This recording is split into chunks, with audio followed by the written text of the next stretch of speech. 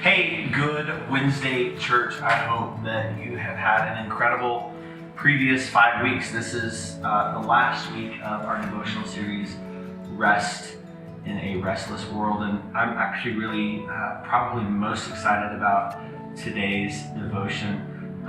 If you're anything like me, when you graduated high school, you had no clue about what you wanted to do when you grew up.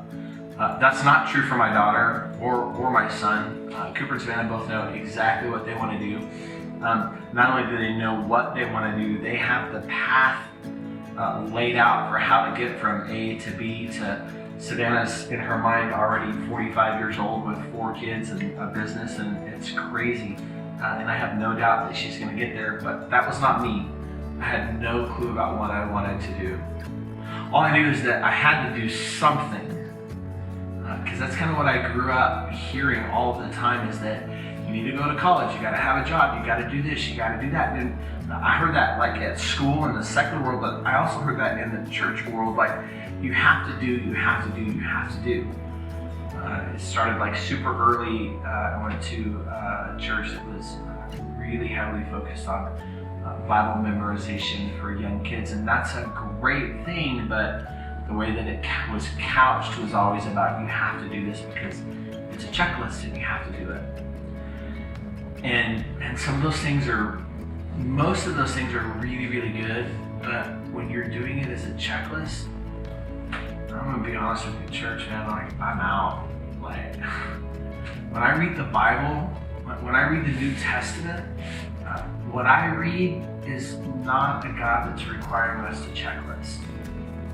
It's a God that's requiring us to be in a relationship. And in fact, He wants to be in a relationship so bad that He made the way for you and I.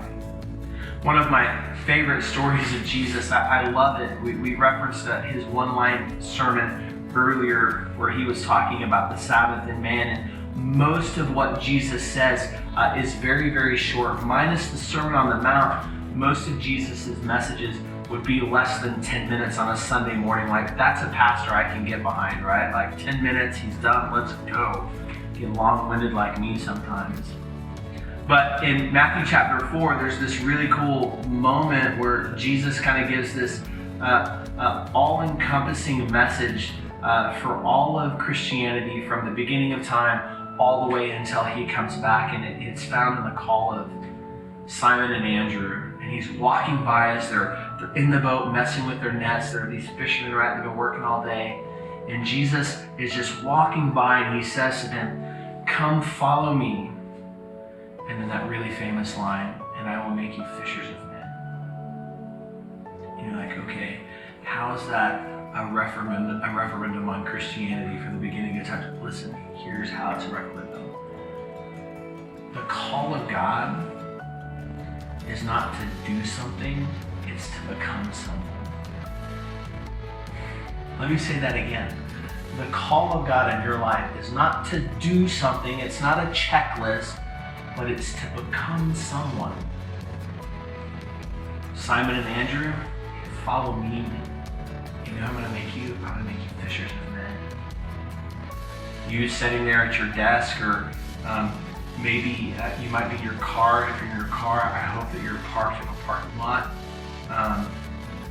Or maybe you're a stay-at-home mom, or maybe you're the single dad and you got a cup of coffee and you're watching this. The call for you is to become His child. Are there going to be things that you do along the way? Absolutely, there are going to be things that you do. There are going to be people that you invest in. There are going to be projects that you give to. There are going to be things that you serve at. And all of those things are good, but they're not an end of themselves.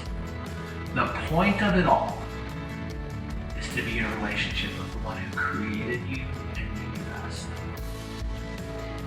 The point of your walk with Jesus is to become His child, to become the person that He created you to be.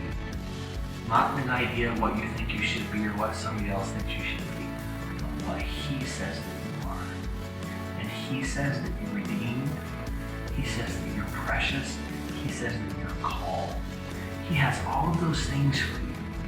All you have to do is set aside all of the other junk and just step into what He's called you to be, what He's already making you to be.